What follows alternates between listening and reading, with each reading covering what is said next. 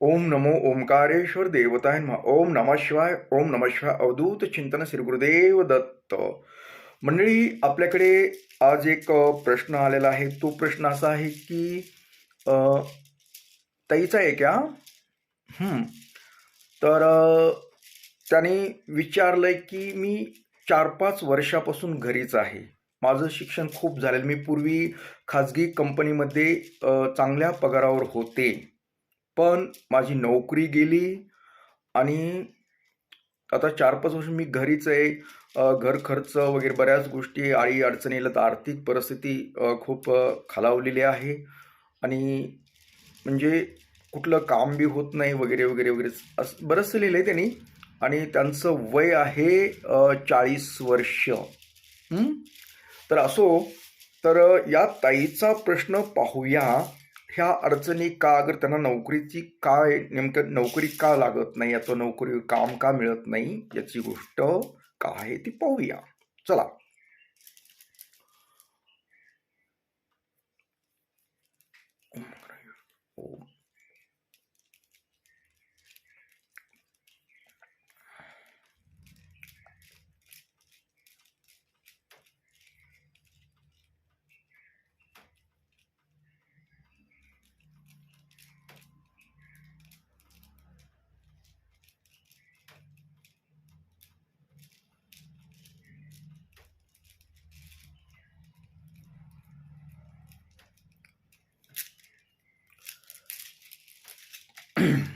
ताई, पहिला प्रश्न तुमचा घेऊया. तुम्हाला काम का मिळत नाही, अथवा नोकरी गेली, परत तुम्हाला नोकरी का मिळत नाही, नोकरीवर का घेतल्या जात नाही. तर ताई, एक सगळ्यात महत्त्वाचं कारण मी तुम्हाला सांगतो. सर्वात महत्त्वाचं, तुम्ही शिक्षण घेतलं, सर्व गोष्टी चांगल्या आहेत, तुमच्या परफेक्ट काम करा, तुम्ही सगळ्या गोष्टींमध्ये चांगले आहेत, तुम्ही हुशार आहेत, याच्यामध्ये कुठलाही काही प्रॉब्लेम नाही आहे. परंतु हे जे दाखवतं तुम्हाला इथून पुढे नोकरी वगैरे भेटणार नाही खाजगी कंपनीत वगैरे काही. आणि सगळ्यात महत्त्वाचं म्हणजे तुम्हाला आता एकतर तुम्हाला काही व्यवसाय, कुठलं काही स्वतंत्र काम करावं लागेल. स्वतःच्या ह्याच्यावरच घरगुती काय तुम्हाला करायचे ते, बिझनेस वगैरे काय करायचं ते. पण तुम्हाला इकडे असं कुठेही नोकरी म्हटलात तर तुम्हाला अजिबात भेटणार नाही. तरी तुम्हालाच नाही, एक आता ही ताईच्या प्रश्नावर मला काही गोष्टी दिसल्या, तर मी सगळ्यांना सांगतो, ज्या महिला आहेत 30च्या पुढे गेलेल्या आहेत, 40च्या पुढे, 40च्या आत आहेत, त्यांच्यासाठी सांगतो, यापुढे भविष्यामध्ये तुमची नोकरी गेल्यानंतर तुम्हाला, तुमची नोकरी फक्त काही ठराविक वर्षापर्यंतच आहे. 40च्या आतच तुमची नोकरी संपणार आहे. सगळ्यांची सांगतो, खाजगी कंपन्यावाल्यांची सांगतो मी, खाजगी लोक जी काम करतात. सरकारी याच्याबद्दल बोलू शकत नाही मी, पण खाजगी जी कंपन्यामध्ये आता सध्या चांगल्या पदावर असतील, कुणी असतील, तर तुमची नोकरी यापुढे म्हणजे तुम्ही 40च्या आत तुमच्या नोकऱ्या जाणार आहेत. हे सार्वजनिक प्रश्न बघतो मी. तुम्ही म्हणाल का जाणार आहेत काय, मला त्याच्यातलं बाजू काही बऱ्याचशा गोष्टी माहीत नाहीत, फक्त एक सार्वजनिक भविष्य सांगतोय मी तुम्हाला. त्याचं कारण असं असू शकतं की कंपन्याला काय पाहिजे, यंग पोरी पाहिजेत, तरुण. तुम्ही परफेक्ट काम करतात, मान्य, तुम्ही चांगलं काम करतात, प्रामाणिकपणे काम करतात, तुम्ही सगळ्या गोष्टीमध्ये चांगले आहात, परंतु कंपनी यापुढे तुम्हाला 35च्या पुढे ढकलूच शकत नाही. ऑटोमॅटिक तुमचं तिथंच संपणार. तुम्हाला कुठल्याही कारणास्तव तुमची नोकरी जाणार. जास्त दिवस नोकऱ्या महिलांसाठी राहणार नाहीत. आणि पुरुषांना सुद्धा सांगतो, तुम्ही जर कुठल्या खाजगी कंपनीमध्ये काही काम करत, मोठ्या पदावर असावं तुम्ही, त्याबद्दल काही म्हणायचं नाही, पण तुमच्या सुद्धा नोकऱ्या अशा 40च्या म्हणजे 40-45च्या पुढे टिकणार नाहीत यापुढे. त्याच्यामुळं कुठल्या त्या नोकरीच्या जोरावर जर तुम्ही काही गोष्टी करत असाल, पैसा सुद्धा कर्ज बाजारी काही काही गोष्टी करत असताल ना, कर्ज वगैरे काही घरं बांधण्याला, गाड्या घोड्या काही करत असाल, तर तुम्ही टाळा. तुम्हाला जेवढ्या तुमच्या मिळतं जेवढ्यात होतं तेवढंच करा, कारण तुमच्या नोकऱ्या धोक्यात आहेत. महिलांच्या तर काय 35च्या आज बाहेरच कार्यक्रम होणार आहे.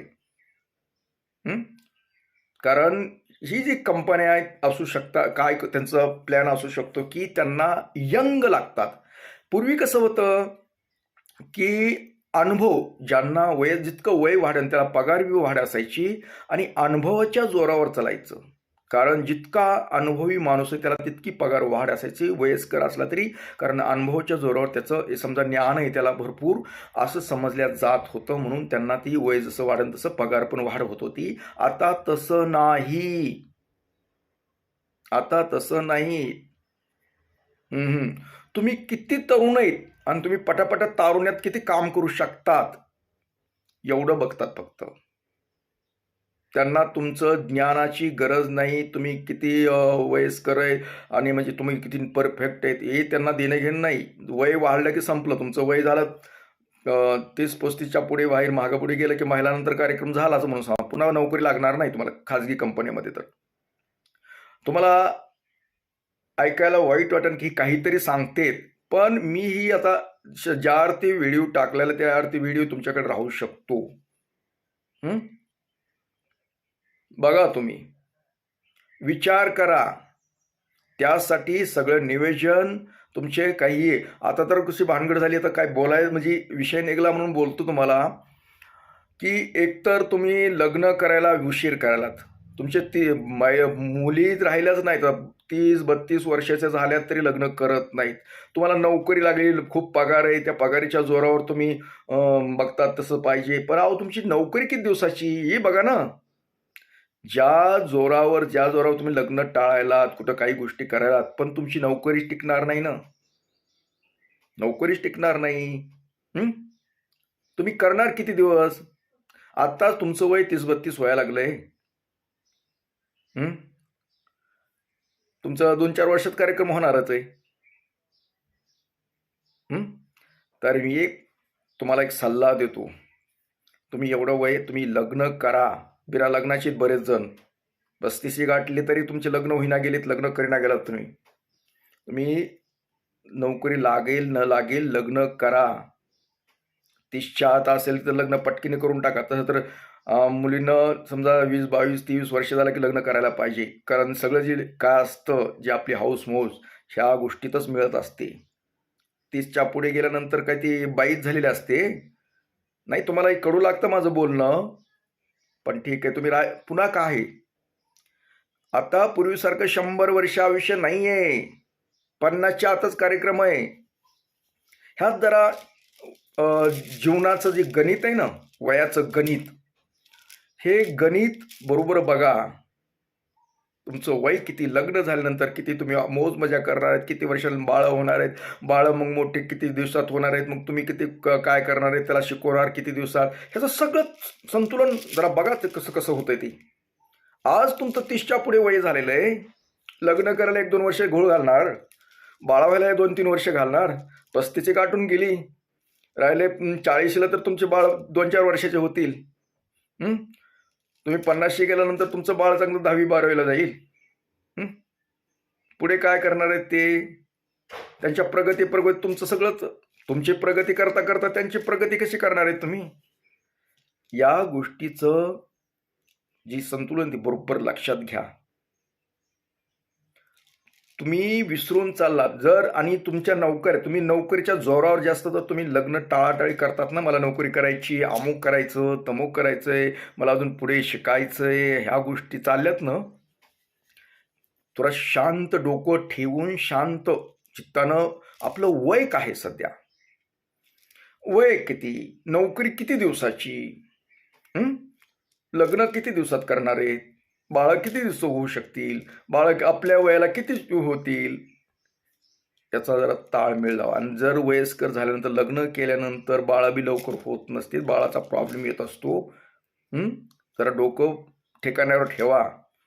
माझा राग येईन बोललेलाचा, पण ते खूपच खराब चाललंय. एक विषय नाही गेला ताईच्या नोकरीच्या ह्याच्याहून, पण मला बोलावं असं वाटलं तुम्हाला.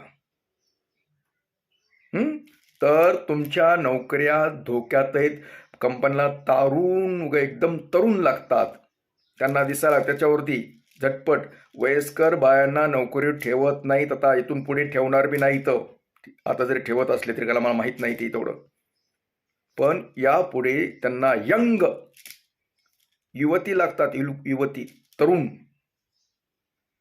30-32च्या पुढे ढकलून देतात बाजूला. बघा तुम्ही, चालू झाला असेल कदाचित ही गोष्ट. जास्त वयस्कर म्हणजे मुलीच्या बाई झाले की कंपन्या ठेवत नाहीत. लक्षात, डबल तेच सांगतोय तुम्हाला. याचा विचार करा. आज तुम्हाला वाटेल की तुम्हाला फार वयस्कर झाल्यापासून आपल्याला नोकरी भेटत राहील, नोकरी चलत राहील. नाही, अजिबात नाही. फक्त यंग युवक युवती यांनाच नोकरी आहेत. वय झालं की तुमचा कार्यक्रम संपला. त्यासाठी सगळं नियोजन लावा, विचार करा. आणि माझं ही काही गोष्टी खऱ्या आहेत का हे बी पहा. भविष्य माझं हे वाटल्यास हा व्हिडिओ सेव्ह करून ठेवा. तुम्हाला कधीतरी 4-5 वर्षानं माझा हा व्हिडिओ तुम्हाला उपयोगाला पडेल. हिनं काय सांगित होतं या माणसानं. तर विचार करा. तुमचं वय झालं तर नोकरीच्या जोरावर काही करू नका. लग्न जिथल्या तिथं वयामध्ये आले झाले असले वय तुमचे करून टाका. नोकरीच्या जोरावर काही गोष्टी करू नका. जास्त नोकरी जास्त दिवसाची नाही, एवढं सांगू शकतो मी. सरकारी हा विषय वेगळा आहे. तो सरकारीमध्ये सांगून बस. प्रत्येकाला सरकारी नोकरी लागेल याची गॅरंटी नाही ना. सरकारी नोकरी ही सगळ्यांनाच लागेल याची गॅरंटी नाही. आजकाल खाजगी कंपन्यांमध्ये जास्त जोर आहे. उठलं की सुटलं पुणे गाठतात. पोरगी तिकडे आमची कंपनीमध्ये आहे. इथे 4-8 वर्षाला गे भागारी. दर लग्न बी होत नाही. मी बरडक झालेलं असतं जनावरती.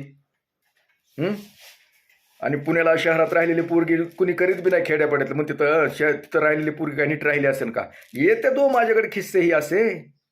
शहरात राहिलेली मोठी शिकलेली पोरगी काही नीट राहिली असेल का? आणि त्यांचं बी खरं आहे, चुकीचं नाही. जवळजवळ 99% सांगतो तुम्हाला, सगळे सभ्य राहत नाहीत. काहीतरी भानगडी करून ठेवतात. तुम्हाला वाईट वाटून बोललेलं माझं सत्य परिस्थिती.